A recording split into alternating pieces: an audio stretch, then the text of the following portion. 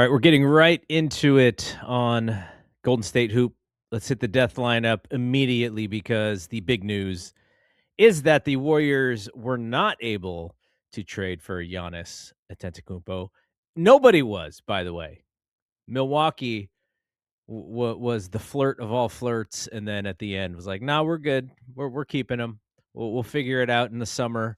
And then I saw Giannis texted or he put something on Instagram about um, attracting people to Milwaukee instead of being attracted to other places.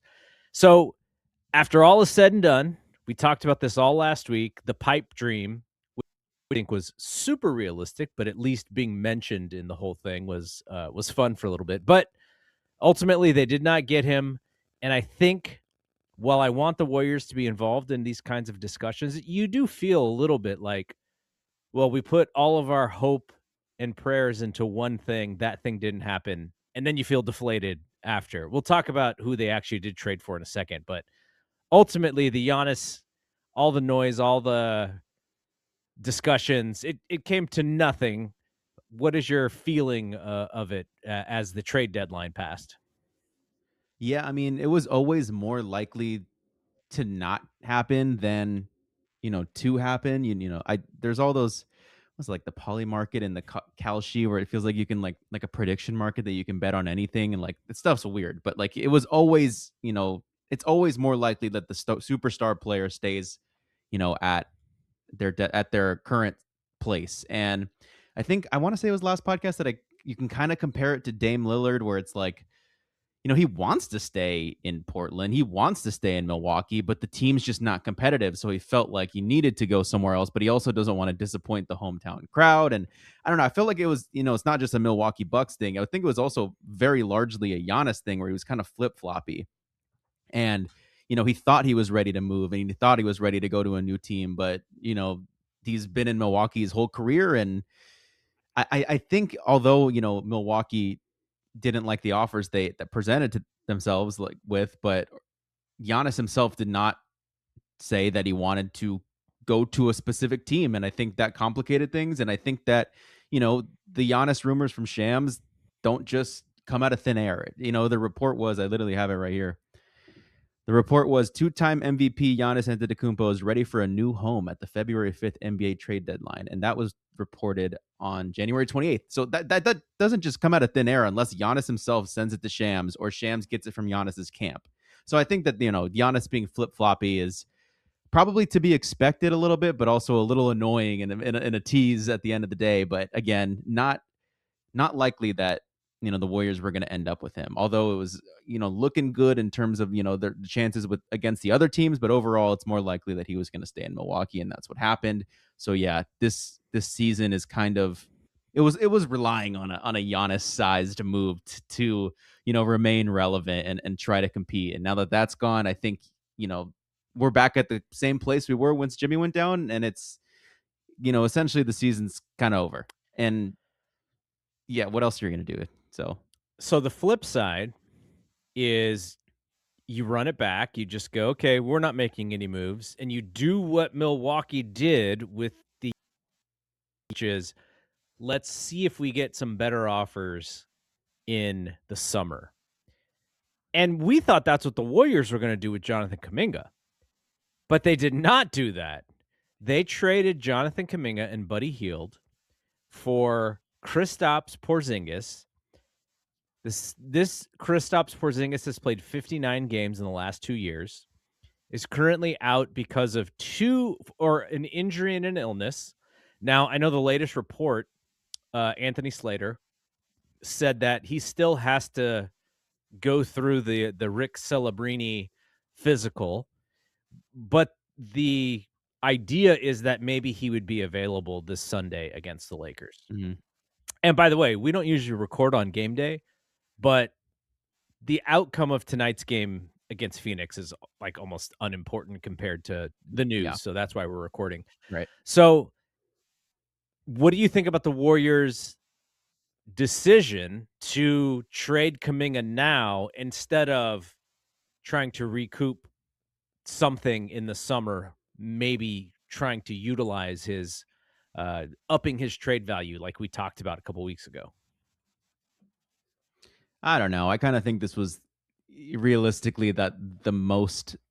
I didn't think they were just going to get anything from him. Like I kind of just thought he was a salary filler, and for the Giannis thing, like it's hard to even convince yourself that like he was a prominent piece to that trade. Like he had no value. It was essentially the Wiseman thing, where it's the Wiseman gets flipped for 4 seconds, that gets flipped for GP2. It's like that's the trajectory this was heading in this whole time. And Kerr said it perfectly, where it's like they were trying to win, and his development got stalled because of it, and it's just kind of the situation they were in. Nothing against Kuminga, and that's the situation they were in. And now he goes to an Atlanta team that, quite frankly, I don't think he fits on that much. But um, I just think that that was kind of the story, is like that would be what our podcast was about every single week. And in the free agency, it was every single week it was about Kuminga.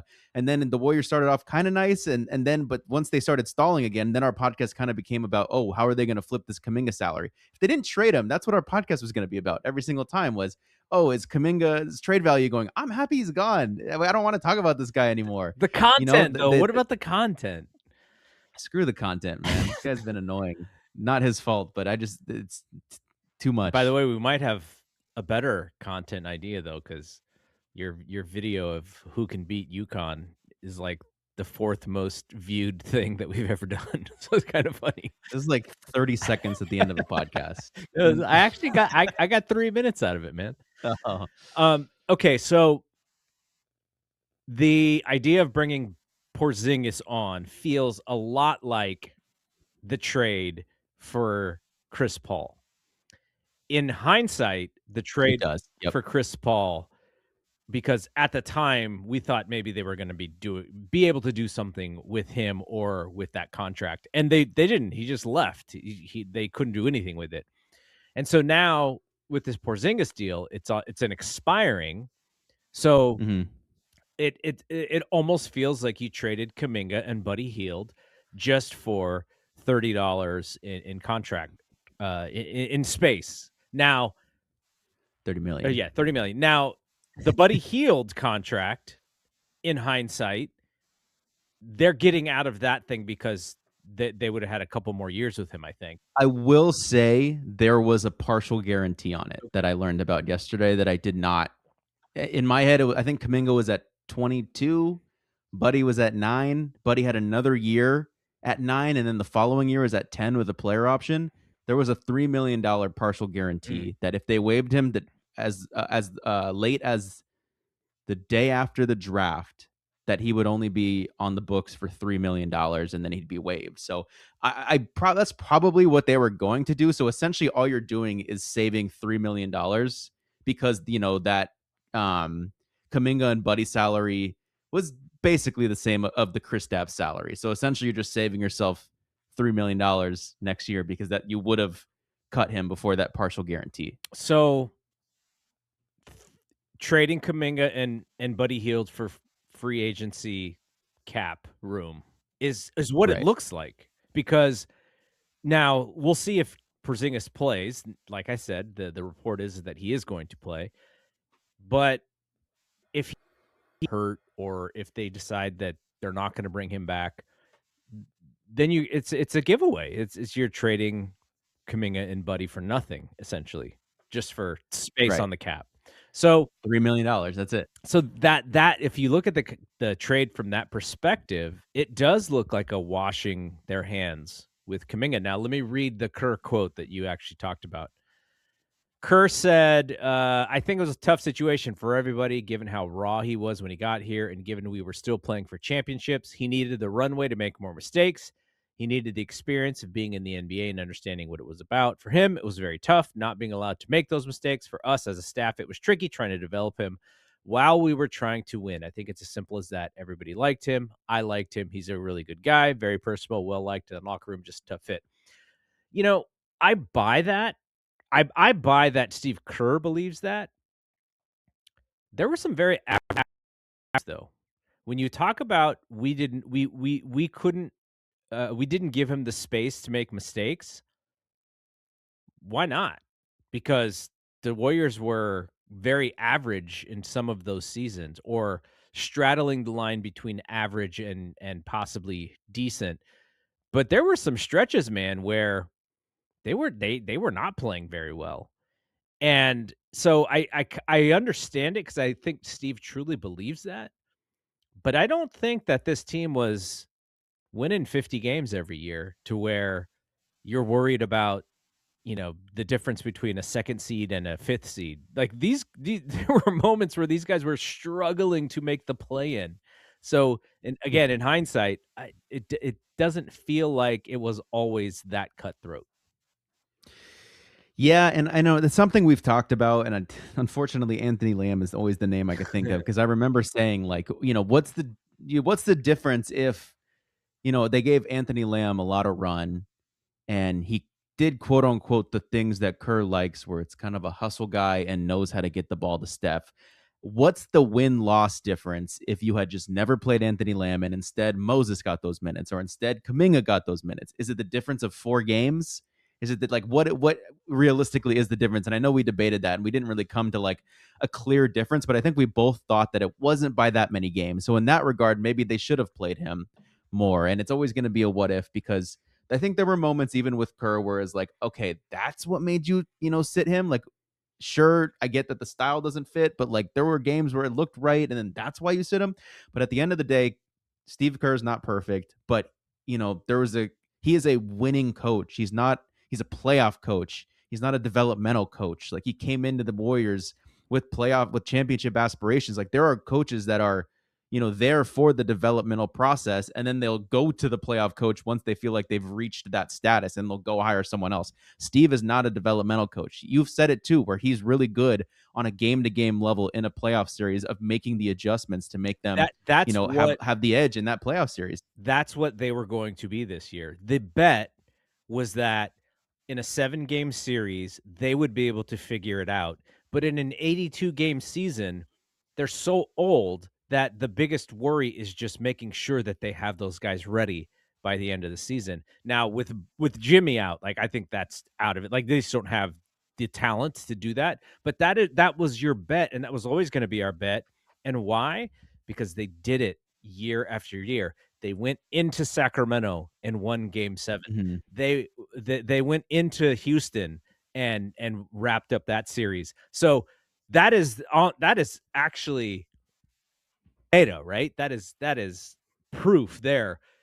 But the 82 game season and the hurdles and the ups and the downs, that has not been their forte in the last several years. And having to always look at the trade deadline to be your solution is not always the greatest thing to, it's not the greatest thing for organizations is to go, oh my gosh, we got to come up with some miracle at the trade deadline in order to be the team that we want to be. Like, where, you know, you should have these moments where you're bringing up the young guys, to be better players, and then you're bringing in your D'Anthony Meltons to help your team, and then you if you need that Hail Mary player, you have the draft capital or the pieces to do that, and they never seem to always have those things connect in one place. And like you've said, the actual you know these players better piece of it, the young players, that just has not been there these last several years. Right, and I agree, because if they had taken the 82 game season more seriously, and there's only a certain extent that you can take it seriously, when in reality it's just you have these older players and you're not willing to play the younger players and develop the younger players. So, you end up as a 6th to 9th seed every season. And so, like, what if, the regular season was uh, you know, a better outcome? They took advantage of it more. Maybe you don't go to 7 against Sacramento. Maybe the first series is against a more favorable. Well, Sacramento was probably the best team to play against in that series, in that um, year. But you Similarly, get a better. Houston was the best team last year too. Yeah, I guess I don't entirely know where I'm going with this point. So I guess I'll switch it up in the idea of, like, yes, but I think it's more of an ownership front office miscalculation where Bob Myers, and it seems like a heavy influence from Joe Lacob, went against the sauce. They went against what was working, and they thought that the dynasty years were over. And so they tried to go for potential projects Wiseman, Kuminga, Moody. Those are the three you can look at and say those were the high upside guys that, because they thought the dynasty was over. Don't forget about Trey Lance. Oh, that's the other Bay Area team. Ah, Joey Bart or Yeah, Joey Bart. Luciano. This is a But bad area for developing talent, man. yeah. Yeah, but I think what I was gonna say is it was a miscalculation there because, they thought the dynasty era was over, and they went for these project players when, it always gets called back to, well, you know, Halliburton was someone who Kerr liked, and they could have gotten him in a later pick. Franz was someone Kerr liked. Trey Murphy, just like these guys who would have fit the sauce, who would have fit what they've been doing historically, that, they went against their guns and went for these project players, and they have a playoff coach that is just like, you could have maybe seen some of this stuff coming. I don't think you could have seen how bad Wiseman ended up being. Like, that's a little unlucky. Yeah, I don't think you that could poor have dude. seen. That is just Yeah, unfortunate how his career has ended up. Like, it's just like that's yeah, like you roll the dice 10 times, and, like, that's the worst dice roll that could happen, and that's actually what his career turns into be. right. And so I guess what I'm trying to say is, like, I kind of put some. Although I know Kerr's imperfect and he's not, doesn't make all the right calls, but I think that, something I always say, I feel like in maybe a leadership position is KYP, know your personnel. And I think as a GM, as an owner, you should have known that, Kerr is not going to put in the time to develop these players. He's going to rock with what's been working because they have won 3 championships, prior to 2022, when all those picks were being selected. You have 3 championships, you have one of the best players in the league. I would have went for, guys who could have helped the current system instead of trying to, like, half in, half out of what, was working and what the sauce is. And I think the 2022 championship should have been like the indicator of, like, okay, we still got it. Like, imagine the value of Kuminga in 2022, the value of Wiseman in 2022. Like, you would have gotten a lot more return back, but the Warriors have a problem, I feel like, with acknowledging a sunk cost, and they'll just keep letting it sink and sink and sink. And then at some point you just cut your losses. But, you see some of these other teams like Chicago, like Detroit. This was, year 3 of the Jaden Ivey experiment, and it kind of just got hurt for a year, and another better player replaced him, and they cut their losses quick. Jared McCain, year 2, 76ers. Jared McCain was a top 3 rookie of the year guy for, like, the first 2 months of basketball, and then he was out for a season-ending injury. They get VJ Edgecombe, and they go, okay, Maxey and Edgecombe, those are our guards of the future. McCain's really good, but, like, he could just dwindle on the bench and lose value, or we get back a first-round pick now. Like, that's what I like. Like, get although that's not the insanely high value, it's more than. I don't think you get a pick from Kuminga. You don't get a first round pick at all for Kuminga. You got expiring money, which isn't, the worst, but could have been better. And How I but think you see all how these teams kind much of cutting their losses how much of that, quicker. though, holding on to these prospects, how much of that is because you have a hands-on owner who thinks he's a personnel guy? I'm sure a lot of it is. I think Joe thinks he's money. I think Joe thinks he has the Midas touch, where everything he touches turns to gold, and that for sure could be a problem. And I can understand how that could be a problem, but isn't the role of the GM to, like, kind of try to play to both sides, owner and coach, and ultimately do what you want to do? Like, isn't that supposed to be the makings of a good GM? And how Bob, was really good with relationships, not as good of a transactional based guy. But I don't know. I think Dunleavy has been, if you look at all of his transactions, I can go through this really quickly. He's been a guy who hasn't taken a swing. Mhm. And it's something I've judged because I have a lot of Kings friends. And it's something I judged previous Kings general manager, Monty McNair, with, was that you look at his draft history, and although he had some good picks, it was all very safe. It was, all these older players. Tyrese Halliburton, big, awesome pick. He was a junior. The Kings had missed out on so many of these project-based 19-year-olds that they were like, okay, now that we got this new GM in, like, let's go for these older picks. So it was Halliburton, it was Davion Mitchell, it was Keegan Murray, it was Devin Carter. And the consistent thing with those guys is that they're all like 22 years old coming into the league. So you didn't want to go for these busts. You wanted to go for these guys who could, contribute right away. And essentially, Dunleavy's did the same thing. His draft history is Pajemski, Trace Jackson Davis, Quentin Post, Alex Tui, Will Richard.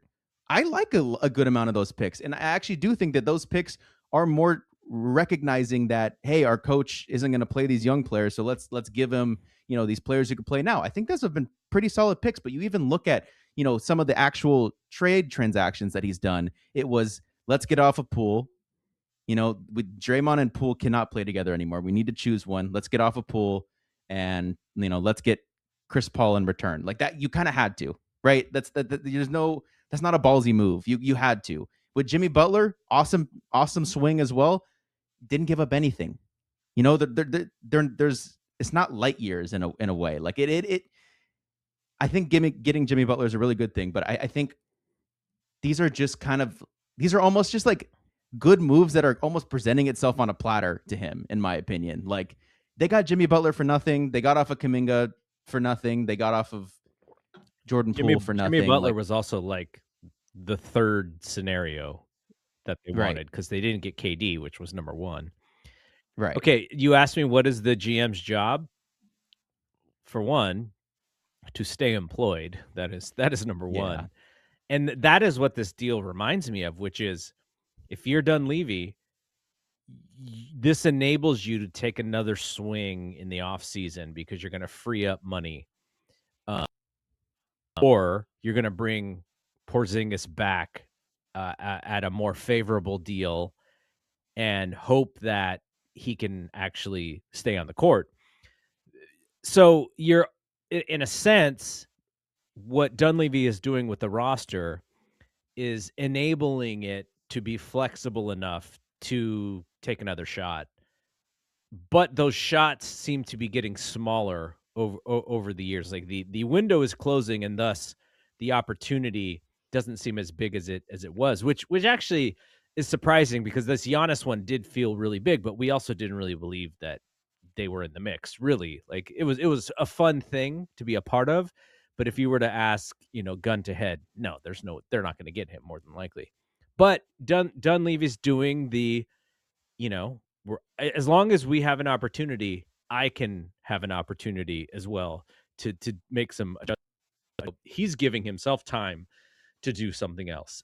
But also, that's why I thought maybe Kuminga was going to stay, because you talked about this sunk cost thing, and that is something that they've been really bad at because the owner is just in love with these guys. And so I figured, okay, well, if you want to appease the owner, you keep Kuminga, and then maybe that pushes Steve out the door. And so then maybe that's why you don't keep Kuminga, is just the idea that the risk is maybe Steve does hang on longer if you don't have Kuminga. So there's there's smaller moving pieces to this thing that we'll see happen in the summer. Does that mean Steve's going to stay? If he doesn't stay, would you have rather had Kuminga still on the roster? Like, there's going to be lots of things that we'll be able to talk about when it comes to that. Okay, but before we actually talk, there's a small little WNBA conversation we'll have.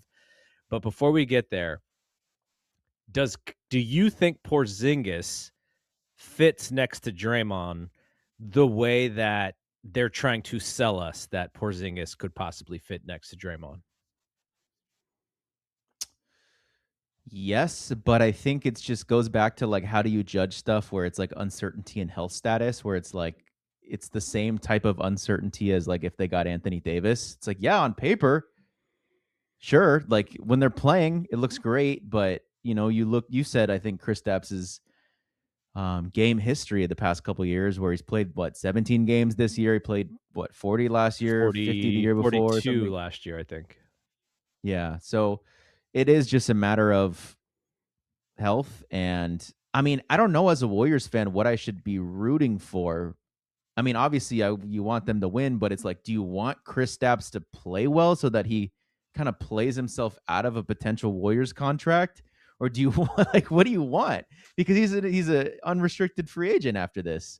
So I don't entirely know what to be rooting for because if he plays really well and demands a big contract, guess what? I don't want the Warriors paying him. He has injury like history. Like what happens when you pay the guy and then, you just so happen to get him on an Otto Porter Jr. like season where it's like injury, injury, injury, one random good season, injury, injury, injury, injury.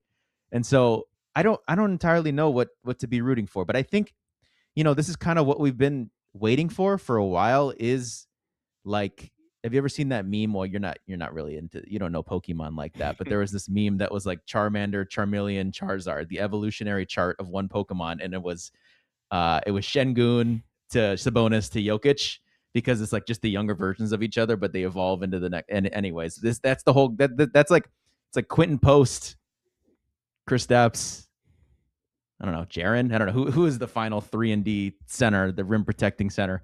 But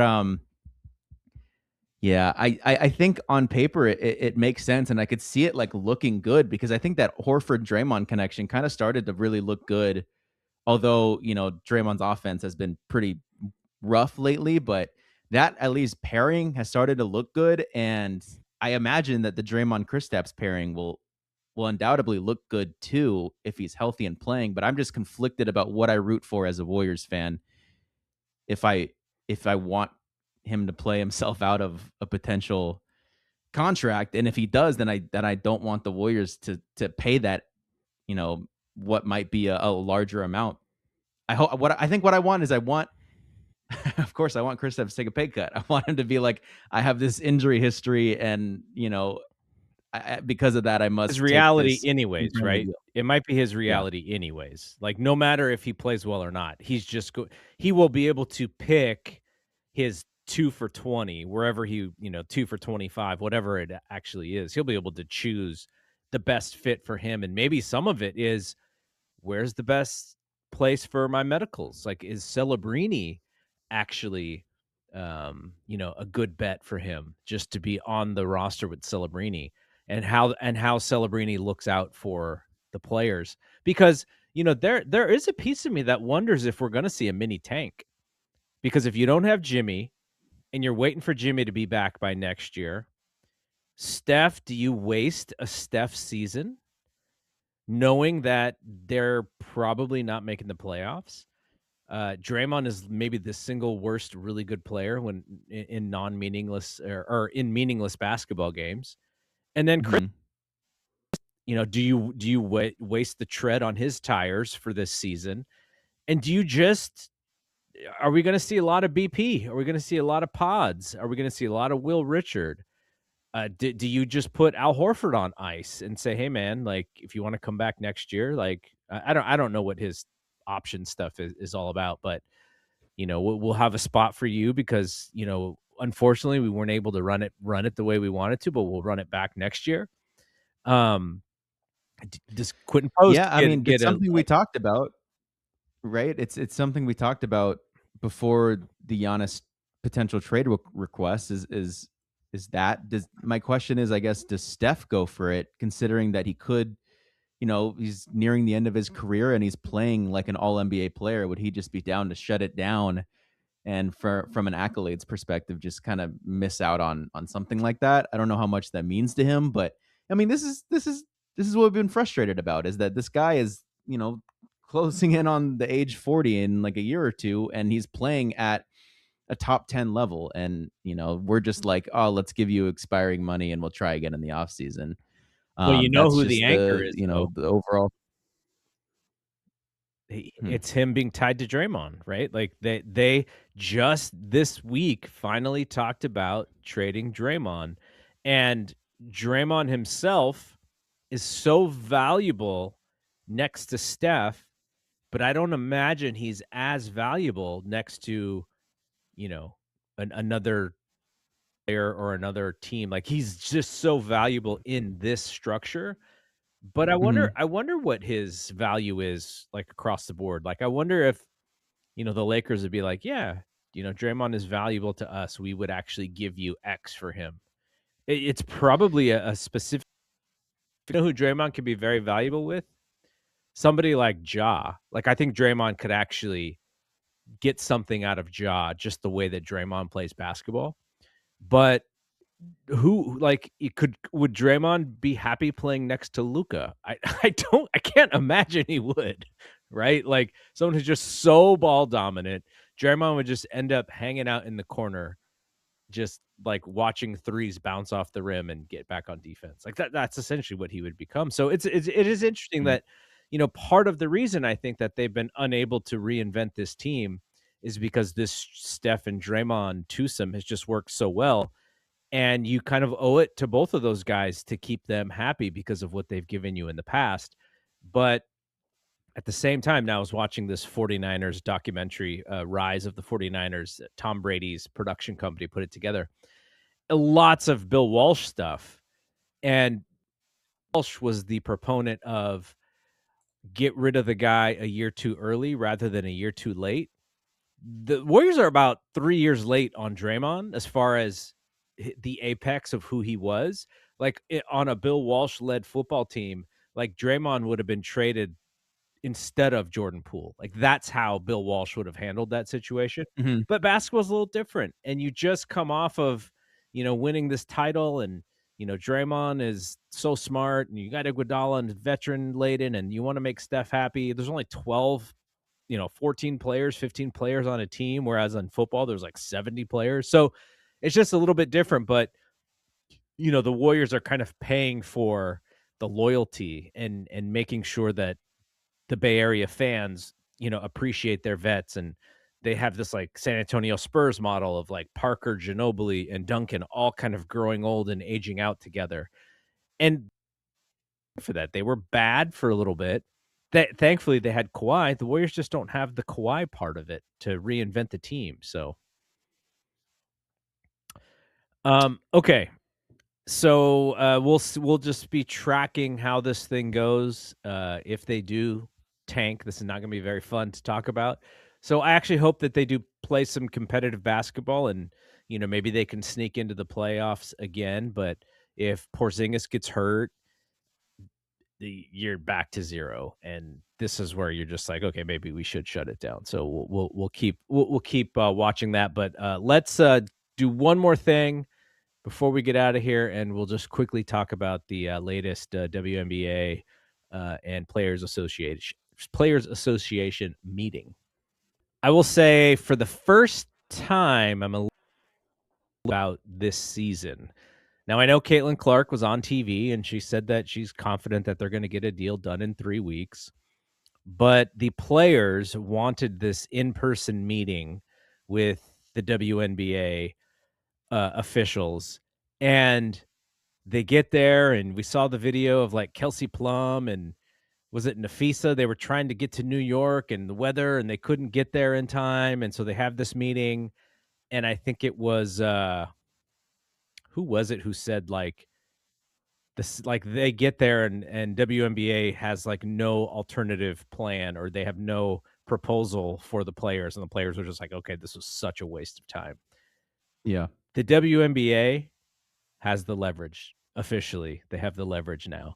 So I don't know. That they're playing this like really silent stance, and I think it's working. I think the players are getting frustrated. They're not playing poker anymore like they were playing. And I have a feeling if one side caves in, it is going to be the players right now, as far as the landscape is concerned.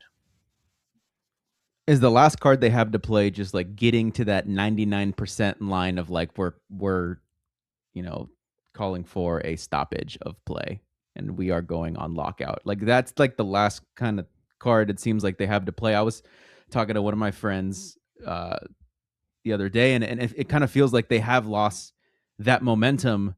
And I'm just judging it based on vibes, right? Like it felt like on my Twitter timeline there was just more people outspoken about like how the league's doing these players dirty, and more people in support of the players. But as this is dragged along, and I almost feel like that was the intention by the league, by the owners, drag this out, and eventually people will stop caring. And I kind of feel like that's where we are right now, where the fan support behind them has kind of dwindled, not because of lack of caring, but lack of just like, okay, like this is just taking a while.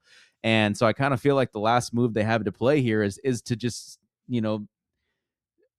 is to initiate a lockout. And totally know how that works. You probably have more insight to that than So I it do, would but actually be the teams locking out the players. The mhm, players could go on strike.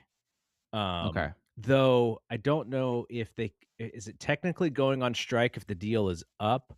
I don't know the terminology, but the next step is for the league to go, okay, we're not negotiating in the way that we want. Thus, we are locking you out. You cannot use our facilities. You're I don't know if the insurance, like I don't know how that works. Like all of these things that you get for being an employee are on hold until you come to an agreement. Now, you come back and they agree that, okay, we are going to have a season and we're going to have to truncate all of these things that still need to happen, like free agency, the draft, all those things. If they just, let's say in 2 weeks or let's say in a month, they're like, you know what, we're going to we have agreed to a deal. People like you and me, we're back, right? We're like, "Oh, yeah, everything's back, this is such a great time." They're not gonna lose us. Who they might lose are the people whose interests got piqued, and we're like, "Huh, Portland, Golden State year 2, Toronto, this is kind of interesting. This looks like a league on the up and up."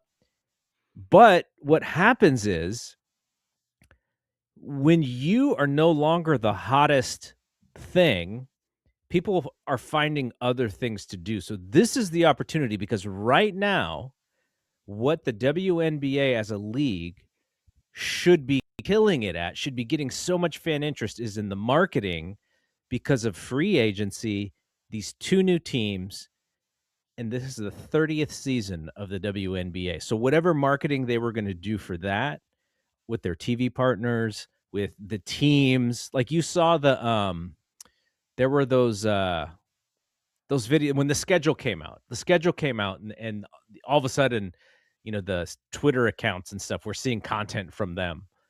But those Twitter accounts are dormant right now because what are they gonna tweet about? There's nothing. You're not even sure who's gonna be on the team, so you can't really do a lot of player-centric stuff.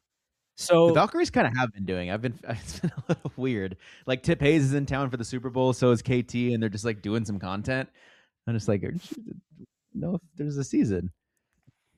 so that is the thing that they are losing out on, is just they had some momentum. And, so if it comes out that they do have a season and maybe the viewership takes a little bit of a step back, that is the fans actively saying, you had me, but then all of a sudden you allowed me to enjoy other things. And really what the WNBA needs to be doing right now is going like, all of you new fans who have been here for the last 2 years, we welcome you. And guess what? We are going to feed you more because we know that you are here. And we want you to tell your friend and your family and get them. But right now, they can't say any of that stuff because there's nobody that, like, what are you going to tell them to do? Yeah, come back. Then, oh, sorry, guys, lockout, no season. Season's going to start 3 months late. Whatever is going to happen. I think there was an opportunity when they said that they were going to reconvene at the beginning of the year. If they'd have locked it up, I think they would have been fine. But now we are in the first week of February, and the players seem as dejected as ever, and that tells me that the ownerships are actually winning this poker game right now, which is unfortunate because I want and by winning, by the way, even if the players are losing this deal, they're still coming out on much better than they have in the past. It's just they had some leverage and it looks like they've taken a step back. So can they look themselves in the mirror and go, guys, we lost this fight. We just have Mhm. to accept this. And then we have to improve the next 5 years and come back to the table and just be ready to get what I we don't deserve again. I don't even think they, like, really overplayed their hand. I kinda just think that the other side's operating in maybe not the best of The faith to t-shirts get this deal done. You had the T-shirts. You had a lot of you had Nafisa Collier calling the woman who runs the league. What did she call her? Like, just she said she's really bad at her job. Like, they were vocal and trying to use the public, and the Right. public is there for them, but it is still a small group of fans, right? It's not like the NFL, which has the largest American fan base. Like, if you had that fan base and you're doing this stuff, I think it would have worked because, there's so many of them, but they're still pretty small. And I don't think that stuff was necessarily a mistake. I think it created awareness. It was just like your plan should be pay us what they owe us. Now we're getting public. And then plan A, if this works, then what do we do? Plan B, if this doesn't work, then what do we do? It feels like the Players Association had some sort of process or plan, but there was no immediate okay, this is next. Like, here's where we're going next. And maybe they do, and maybe this is part of that. Maybe part of it was like, okay, now we got to be patient and we got to shut up. But it feels Yeah, I mean, it feels like they've lost a lot of what they had going back 6 months. yeah, I mean, I just don't think they were like really operating under like the guise of like we're trying to, we're trying to like we're just trying to score an extra basket than the other team. Like I think they genuinely felt like they had, the means to, or no, not the means, but they had the right, and they had everything was, everything on paper said that they should be getting what they're requesting. And I don't think they were like, we'll do the pay us what you owe us thing. And if that works, it wasn't like, I don't know. I almost think they should go on strike. And I think that, maybe the fans that they lose, I don't imagine that's, the fans that they lose maybe are we talking about the Caitlin Clark crowd that came in for Caitlin Clark? Guess what? Caitlin Clark will be playing basketball again eventually. They'll come back. They have a lot of people down the pipeline that are, it's an exciting league, and you still have Juju coming in. You have all these players coming in. Like I think I'd almost take the bet and go on strike and see, really get what they feel like they're owed, because I think they might have also lost the public support once, the public realized how criminally underpaid they were in terms of like the services they outputted, and in terms of like how much money they were generating. It was like, okay, you're making $67,000. Like that's ridiculous. But I think once, it was like, oh, they actually are going to start making $250,000 for, the players that were making 67. Like then I think you started to lose some of like a little bit of the public support. But I think they should. Yeah, man. I wouldn't be as worried about the fans losing interest, because I think that it's an exciting league that those fans will be back. And if they're player fans, then that player will be back. And then more players will be coming into the league that have a stand base kind of. And I personally, am not worried about, I wouldn't be worried about losing the fans like that. I don't know. I think I think that's the last card they have to play. And did you see what, I guess, some of the stuff that came out about that meeting that Kelsey Plum and Afisa went to, where it's like the WNBA put like a proposal like, oh, we'll give you a free league pass. That's like insulting. They're like legit like, we have the advantage now. Like we're like mocking you. Like don't go for that. Screw that. We'll give you all a copy of NBA 2K.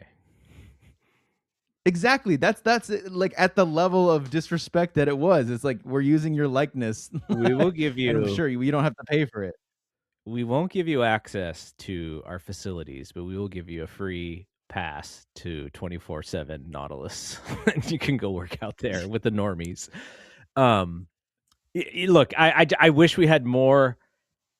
I wish we had more insight into these talks, or more transparencies, because then we could actually see what's going on. I am just basing it on what I've seen historically over the years. Like, if I was them, I might call up Andre Iguodala and go, "Hey, man, like, what advice would you give us right now?" Andre's the thinking man's professional. He has had the Players Association. Hey, CP3, I know you were the president prior. Like, what would you advise us? You guys went all the way up until December before the season started one year because you guys held out.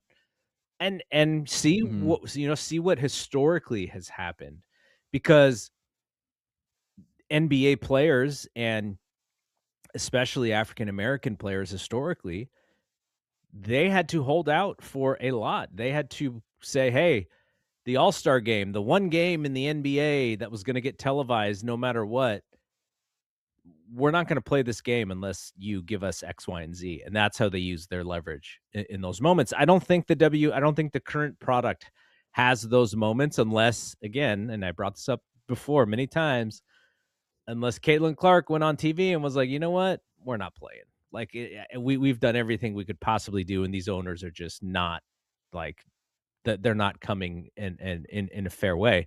But Caitlin Clark also knows that her fan base is a little different, like you said, than the normal WNBA fan base. So she doesn't want to alienate those people, but that is their card to play, which is that Caitlin Clark card, because she has brought more fans to the TV sets than anybody else in recent memory. But I don't think she wants to be the spokesperson for this stuff. She's so young. She's got a great future. She's got a great brand.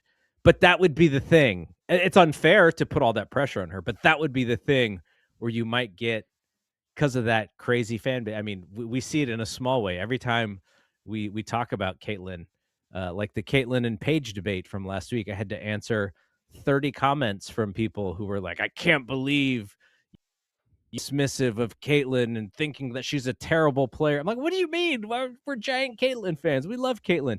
"No, Oh, did we really get those comments? you said that Paige was way better and that she did so many better things than Caitlyn." And I'm just like, "Okay, you even verbatimed the conversation to me. It does not say that anywhere." Like, these people are Yeah. passionate. And by the way, I like answering those comments because it tells me who's out there. And just the fact that people, you know, comment shows some engagement.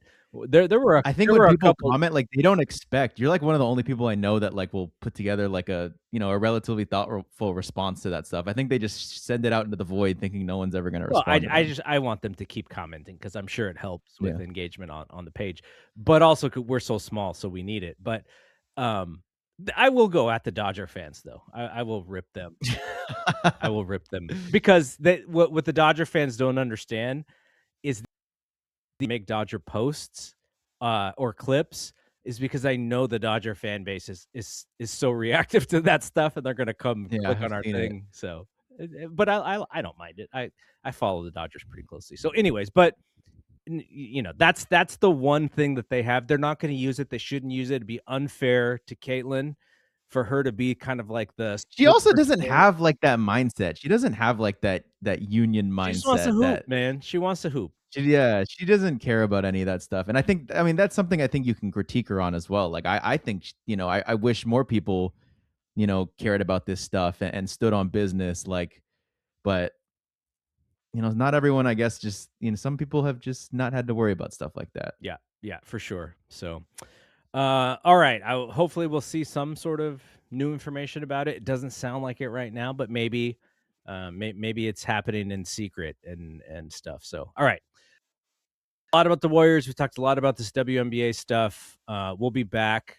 By the way, I can't even imagine you're going to watch the Super Bowl. You're so disinterested in both of these teams, right? I'm actually going somewhere for it. It's actually been crazy. We didn't even say that. The Super Bowl's in Santa Clara, but they're doing all the damn events in San Francisco. And San Francisco decided randomly that they were going to have the best weekend of the entire year weather-wise, while all these people came. And now it's all these comments, at least on my Twitter, it's all these comments about basically like Barstool and NFL guys being like, "Wow, I thought the city sucked, but this is awesome." It's like, yeah, no shit. That's what happens when you just consume the Fox media stuff, and they just tell you that it's just this homeless, like, rotted place, and it sucks here. It's like, no, this is one of the most beautiful cities on earth. It's something I've been preaching on this podcast. It's something I said in the You Stay interview where I'm like, this city reminds me of like some of the most fun European cities that I visited. It's one of the few cities in America that I feel like kind of does that.